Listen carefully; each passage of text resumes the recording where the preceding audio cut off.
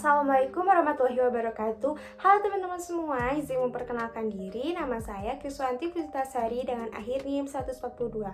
Pada kesempatan kali ini, saya dan rekan-rekan saya akan memaparkan materi mengenai protozoa. Apa itu protozoa? Protozoa berasal dari bahasa Yunani yaitu protos dan zoon, yang artinya first animal atau binatang pertama, suatu bentuk sederhana pada kehidupan hewan.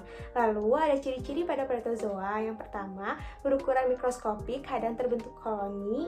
Yang kedua, hidup bebas di laut, air tawar, tanah, atau bersimbiosis di dalam organisme lain. Yang ketiga, hidupnya bergantung pada nutrisi, suhu, pH, dan beberapa protozoa juga bergantung pada cahaya. Dan yang terakhir, umumnya protozoa bersifat parasit. Sekian yang bisa saya sampaikan, selanjutnya akan dilanjutkan oleh rekan saya. Izin memperkenalkan diri, nama saya Sipa Fitri Aulia dengan akhir NIM 144. Di sini saya akan melanjutkan materi mengenai karakteristik dan alat gerak pada protozoa.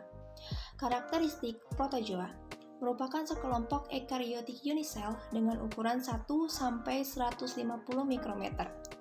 Protozoa tidak memiliki dinding sel dan merupakan chemoheterotrophs, yang artinya makhluk yang mendapatkan energinya dari bahan kimia, akan tetapi harus memakan spesies lain untuk bertahan hidup.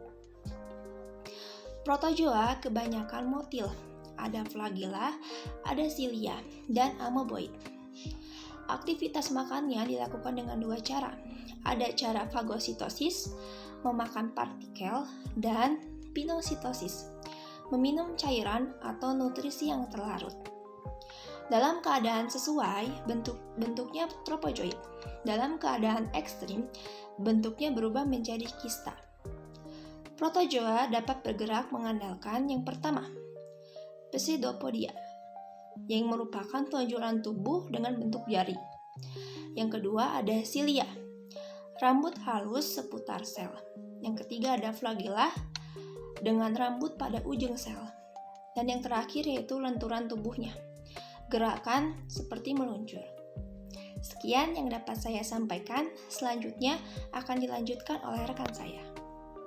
Izin memperkenalkan diri, nama saya Nisa Nuria dengan NIM akhir 145. Izin untuk melanjutkan pembahasan mengenai peran protozoa di alam dan morfologi dari protozoa. Yang pertama, peran protozoa di alam. Sebagai konsumen primer hasil metabolisme fitoplankton, kemudian akan dimanfaatkan oleh karnivora.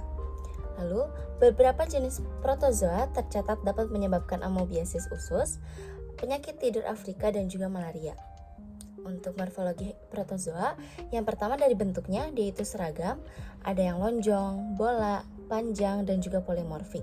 Untuk ukurannya, 1-600 makrometer untuk amoeba protus, dan beberapa silia berukuran 2 makrometer. Untuk struktur selnya itu ada yang ektoplasma dan juga ada yang endoplasma. Untuk inti selnya ada yang 1 buah dan ada juga yang banyak. Untuk makronukleusnya, dia mengawasi kegiatan metabolisme, proses pertumbuhan dan juga proses regenerasi. Untuk mikronukleus, mengendalikan kegiatan reproduksi. Untuk velikel, yaitu lapisan yang menyelimuti membran sitoplasma sel, merupakan ciri yang ada pada beberapa spesies. Untuk cangkang, yaitu bagian yang menutupi velikel, mengandung bahan organik yang diperkuat dengan ion Ca, karbonat, dan juga silikat. Terima kasih. Izin memperkenalkan diri, saya Beni Halid Wardana dengan NIM akhir 141. Di sini saya akan melanjutkan materi tentang fisiologi protozoa dan reproduksinya. Fisiologi protozoa. Protozoa dapat ditemukan hidup bebas di air, pasir, tanah, bahan organik yang membusuk, daerah kutub, dataran tinggi, bahkan di perairan hangat yang suhunya 30 sampai 56 derajat Celcius. Suhu optimum protozoa yaitu 16 sampai 25 derajat Celcius dan suhu maksimalnya yaitu 36 derajat Celcius sampai 40 derajat Celcius. pH optimum protozoa 6 sampai 8. Secara umum, protozoa adalah non-fotosintetik, jadi proses makan yang dilakukan secara holozoik atau menelan bahan makanan sebagai partikel padat melalui rongga mulut. Bahan makanan protozoa yaitu bakteri, ganggang, dan protozoa lain. Protozoa yang mempunyai pigmen mampu mensintesis makanannya sendiri yaitu amoeba.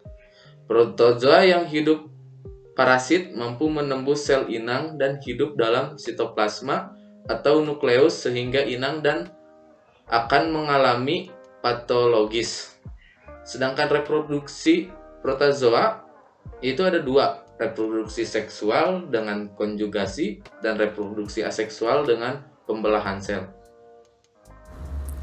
Izin memperkenalkan diri, nama saya Kartia Pertiwi Nuryanti dengan akhir NIM 143.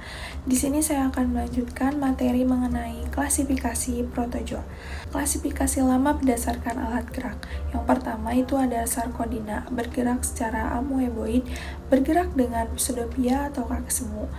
Kemudian berkembang biak dengan pembelahan biner membujur, kadang dengan cara seksual. Umumnya hidup bebas secara heterotrop.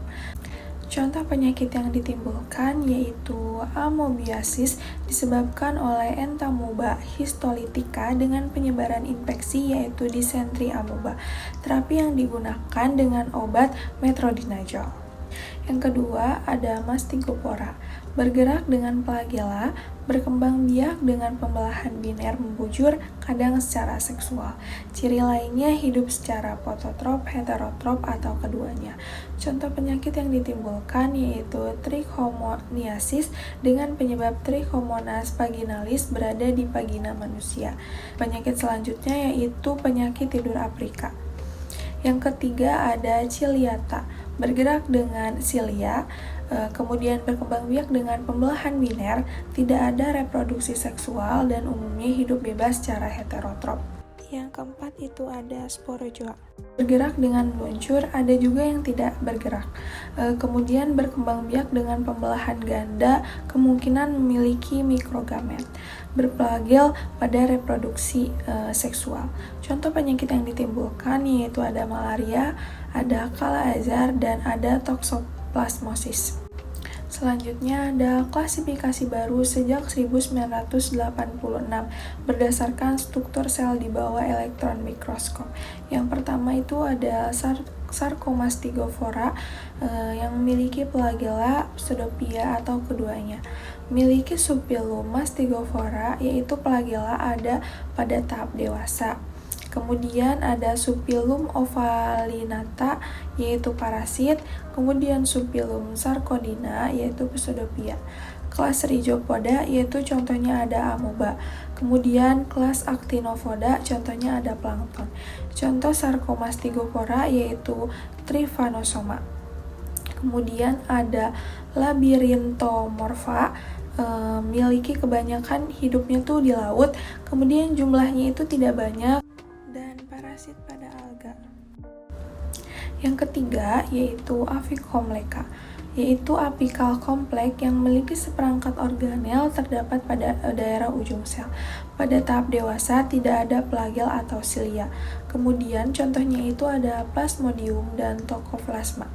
Yang keempat ada Mycozoa, yaitu sporanya itu multisel, bentuk kapsul dengan satu atau lebih polar, parasit pada ikan dan invertebrata.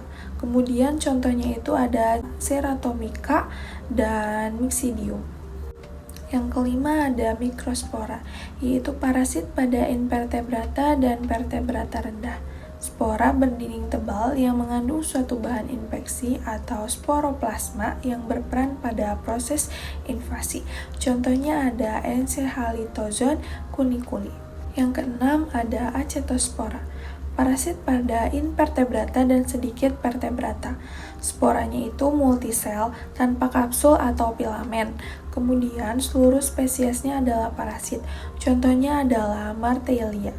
Yang ketujuh ada Ciliophora, yaitu memiliki silia, kemudian ada dua jenis nukleus, kemudian heterotrop, vakuola kontraktil, contohnya itu ada Paramecium, Balantidium, merupakan parasit yang biasa menginfeksi babi, tikus, monyet, anjing, dan juga manusia. Sekian yang dapat saya sampaikan. Terima kasih. Wassalamualaikum warahmatullahi wabarakatuh.